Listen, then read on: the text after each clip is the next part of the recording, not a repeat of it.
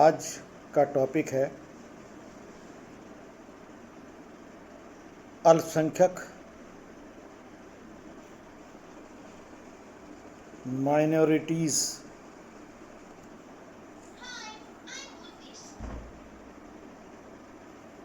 क्या है, उसके विषय में चर्चा होगी।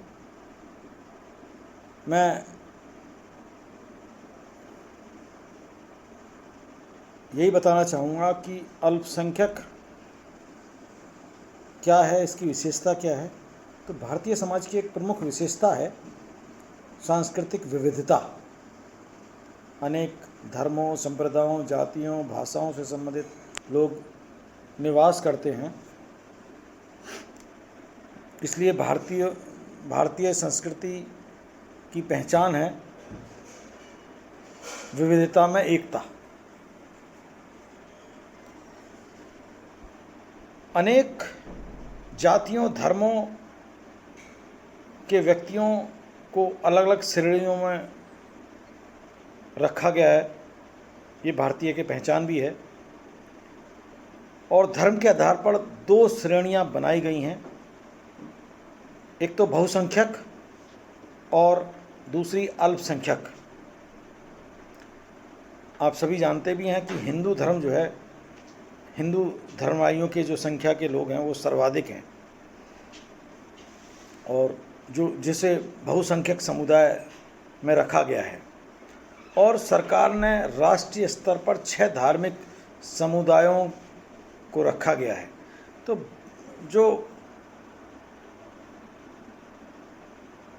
बहुसंख्यक लोग हैं वो मराठी हैं, गुजराती हैं, कन्नड़ हैं, तमिल हैं, तेलुगु हैं, मलयाली हैं, बिहारी हैं, पंजाबी हैं, राजस्थानी हैं।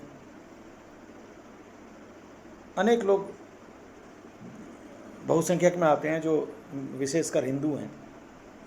और सरकार ने अल्पसंख्यक वर्ग जब बनाया तो 6 राष्ट्रीय स्तर पर 6 धार्मिक समुदायों को रखा: मुस्लिम, सिख, ईसाई, बौद्ध और पारसी और जैन। मुस्लिम, सिख, ईसाई, बौद्ध, पारसी और जैन, 6 धर्मों को रखा जो अल्पसंख्यक समूह में है। और उसका अर्थ ये भी बताया कि जो धर्म, भाषा और जाति आदि की दृष्टि से बहुसंख्यक समाज से संख्या में कम है, समाज की जनसंख्या में जिन लोगों का प्रतिनिधित्व कम हो उसको अल्पसंख्यक कहा गया है। इस रूप में परिभाषा किया। हालांकि सर्वोच्च न्यायालय ने भी सन 1957 में सर्वोच्च न्यायालय ने केरल के शिक्षक विधेयक के संदर्भ में इसकी परिभाषा दी थी कि उस समूह को माना, अल्पसंख्यक समूह जिनकी संख्या राज्य में 50% से कम है, मतलब टोटल जनसंख्या का 50% से कम हो, उसको अल्पसंख्यक समूह में कहेंगे। मतलब बहुमत से धर्म और भाषा की दृष्टि से संख्या में कम हो, ये कह सकते हो आप। यहाँ पर हम जो बात करेंगे वो हालांकि अल्पसंख्यक की जो श्रेणियाँ हैं, category of minorities in India है, उसमें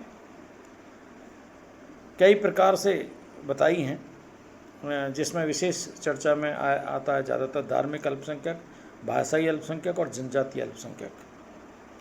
लेकिन हम जो बात करेंगे वो भारत में धार्मिक अल्पसंख्यक की बात करेंगे, रिलीजियस माइनॉरिटीज़ इन इंडिया, क्योंकि अनेक धर्मों के लोग भारत में निवास करते हैं और हिंदू धर्म को मानने वाले लोग सर्वाधिक संख्या में हैं, और शेष जो धर्मों के अनुयायी हैं या उसको मानने वाले हैं वो अल्पसंख्यक की श्रेणी में आते हैं। तो जो सबसे खास बात यही है कि जो संख्या में कम हो उसको अल्पसंख्यक समूह में रखा गया है। जिन लोगों का प्रतिनिधित्व कम होता है उसे अल्पसंख्यक कहते हैं, या बहुमत से धर्म और भाषा की दृष्टि से संख्या में कम हो। पहले ही बता चुका हूँ मैं आपको। हम यहाँ पर मुस्लिम अल्पसंख्यक की बात पहले करेंगे, मुस्लिम माइनॉरिटी में आता है। 1 मार्च 2001 को भारत की जो जनसंख्या थी, मैं पुरानी जनसंख्या के रिकॉर्ड की बात कर रहा हूँ, उसमें यदि आप कहें तो 1 अरब 2 करोड़ 70 लाख के आसपास थी, और उसमें 53.13 करोड़ के करीब तो पुरुष थे और बाकी स्त्रियां थीं। और मुसलमानों की कुल भारत में जनसंख्या जो थी वो 11.67% रही थी उस समय, जो बढ़कर अब 12 के ऊपर पहुंच गई है। और मुस्लिम समुदाय की बात करूं, अल्पसंख्यक या धर्म की बात करूं, तो जो इस्लाम धर्म के संस्थापक हैं, आप सभी जानते भी हैं, हज़रत मोहम्मद साहब हैं। उनका जन्म माना जाता है 570 ईस्वी के अरब के मक्का में शहर में हुआ था। और कुरान पवित्र ग्रंथ है। और मुसलमानों ने भारत में 12वीं शताब्दी से लेकर 18वीं शताब्दी तक माना जाता है कि शासन किया। मुस्लिम समाज जो है और संस्कृति का इतिहास लगभग 1400 वर्षों का है, 1400 वर्षों का रहा है, ऐसा माना था संसार में। और जो अंग्रेजी शासन काल है उसमें देश में लगभग 9 करोड़ मुसलमान थे। हिंदुओं की अपेक्षा उनकी स्थिति भी अच्छी थी। और अंग्रेजी शासन काल के पहले एक और ख़ास बात मैं बता दूं, भारत में जो भाषा थी वो अरबी और फ़ारसी थी। क्योंकि आज भी पुराने कागज़ों को आप देख लेंगे न्यायालय में, तो वो अरबी और फ़ारसी में मिल जाएंगे। बाद में अंग्रेज़ों ने अंग्रेज़ी भाषा को स्थान दिया, और जब पाकिस्तान बना, पाकिस्तान का निर्माण हुआ, तो काफ़ी बड़ी संख्या में मुसलमान देश छोड़कर गए, सभी जानते हैं, और काफ़ी मुसलमान भारत में ही रह गए। मुस्लिम आरक्षण की जो समस्या रही है वो मनोवैज्ञानिक समस्या मानी जाती है, साइकोलॉजिकल समस्या भी मानी गई है, क्योंकि इसमें धार्मिक आधार पर उनसे कोई कहते हैं कि कोई भेदभाव तो नहीं है, लेकिन जो सामान्य मुसलमान है वो मानसिक रूप से चाहता है कि वो असुरक्षित महसूस करता है, अनुभव करता है, और व्यापार में, नौकरियों में उचित स्थान प्राप्त नहीं है, इसलिए उनको माइनॉरिटी में भी रखना चाहिए था, जो सही किया भारत सरकार ने। शिक्षा का अभाव भी है, परसेंटेज देखा जाए तो अधिकांश अशिक्षित थे आज़ादी के समय, और रूढ़िवादिता थी, क्योंकि काम धंधों में लगे हुए थे, जिनके कारण अल्पसंख्यकों में अलग से सुविधाएं दी गईं। आर्थिक समस्या इसी कारण से थी, क्योंकि जो परंपरागत व्यवसाय थे उसी को अपनाते थे। अशिक्षा और रूढ़िवादिता थी। परंपरागत शिक्षा को छोड़कर आधुनिक शिक्षा को अपनाया जाए तो व्यवसाय को छोड़ना नहीं चाहते। आधी समस्या में जो परंपरागत व्यवसाय थे उनको छोड़ा नहीं उन्होंने, तो वो भी एक अशिक्षा और रूढ़िवादिता का कारण था। सांस्कृतिक विविधता में आप कहें, कल्चरल डिफरेंस में आप कहें, तो कह सकते हो कि जो हिंदू और मुसलमान थे वो अलग अलग ढंग से पूजा अर्चना करते हैं, आज भी करते हैं, तो अंतर है। राजनीतिक समस्या में कहें तो आप ये कह सकते हो कि राजनीतिक दृष्टि से आज़ादी के समय दिशाहीन प्रतीत हो रहे थे। आज के इसमें तो सभी लोग हैं, सम्मिलित हैं राजनीति में और देश का विकास में सहयोगी हैं।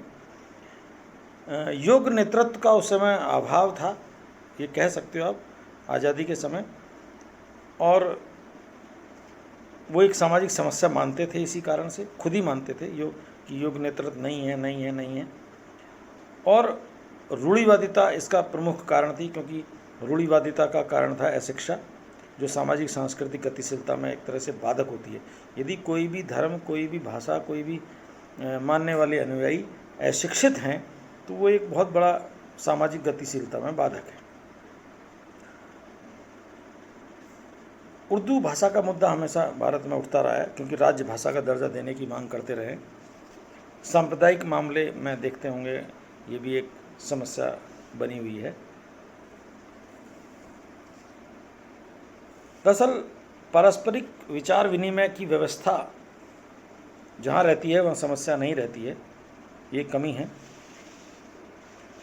गतिविधियों में अधिक से अधिक हर एक धर्मों के और भाषाई के लोग भाग लेते हैं तो समस्या खत्म हो जाती है। धर्मनिरपेक्षता हमारे संविधान की पहचान है, क्योंकि समानता, धर्मनिरपेक्षता एक बहुत बड़ा गुण होता है, और इसी कारण से जो अशिक्षा है या आर्थिक पिछड़ापन है उसको दूर किया जा सकता है। यदि हम बात करें तो ईसाई अल्पसंख्यक की भी बात करें, ईसाई भी इसी में आते हैं। भारत में जो ईसाई धर्म की प्रतिष्ठा है वो बोलते हैं कि 19वीं शताब्दी में हुई,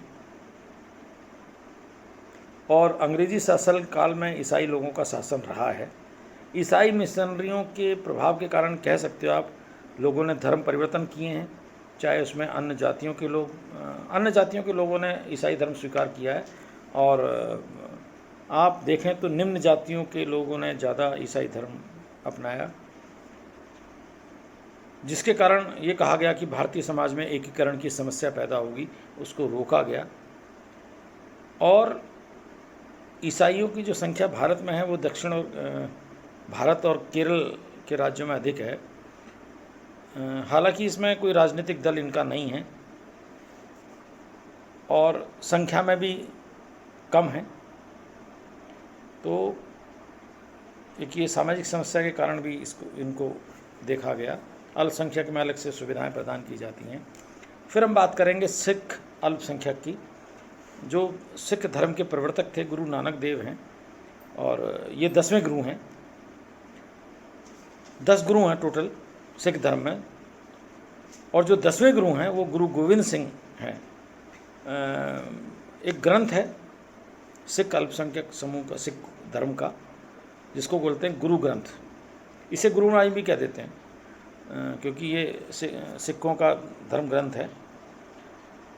सिख धर्म के 5 चिन्ह भी हैं जिनसे पहचान होती है सिख है: केस, कंघी, कृपाण, कड़ा और कच्छा। कड़ा लोहे का होता है। इसमें भी अल्पसंख्यक समूह में रखा है संख्या के आधार पर। फिर आता है आपका जैन अल्पसंख्यक वर्ग, जैन माइनॉरिटीज़। 23वें तीर्थकर पार्श्वनाथ को ऐतिहासिक लोग जैन धर्म का संस्थापक मानते हैं, और अंतिम 24वें तीर्थकर महावीर को संशोधक मानते हैं। पार्श्वनाथ महावीर के 200 वर्ष पूर्व हुए थे ये कहा जाता है, और जैन धर्म के जो अनुयायी है वो ज़्यादातर अपने संख्या के हिसाब पर कम तो हैं लेकिन संपन्न है, क्योंकि व्यवसायी वर्ग के होते हैं जैन धर्म के। इसलिए आप कह सकते हो कि हालांकि अल्पसंख्यक समूह में रखा है लेकिन वो संपन्न है।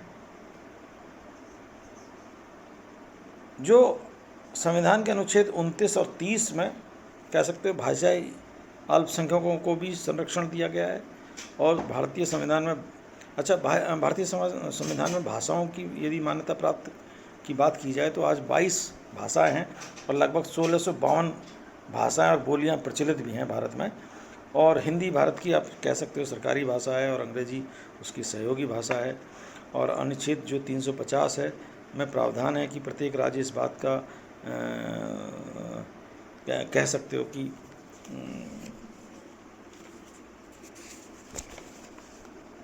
एक तरह से प्रावधान है कि प्रत्येक राज्य इस बात का प्रयास करेगा कि अल्पसंख्यकों के बच्चों को प्राथमिक स्तर पर उनकी शिक्षा मातृभाषा में दी जाए। और ये नई शिक्षा प्रणाली में आपने सुन भी लिया होगा, सभी के लिए है, ये एक अच्छा प्रयास है। हालांकि सरकार समय समय पर प्रयास करती रहती है। एक और मैं इसमें नहीं लिखा है, मैं लेकिन ऐड कर रहा हूँ कि 21 जनवरी 2000 को राष्ट्रीय अल्पसंख्यक आयोग का पुनर्गठन भी किया गया था, अलग से और सुविधाएं देने के लिए। और ये कह सकते हो कि जो मौलाना आज़ाद एजुकेशन फाउंडेशन है वो शिक्षा का प्रचार प्रसार करने के लिए था, क्योंकि अल्पसंख्यक समूह में अशिक्षित लोग ज़्यादा थे। इसी कारण से यूजीसी ने, विश्वविद्यालय अनुदान आयोग, यूनिवर्सिटी ग्रांट कमीशन ने 1984 में कोचिंग योजना शुरू की थी।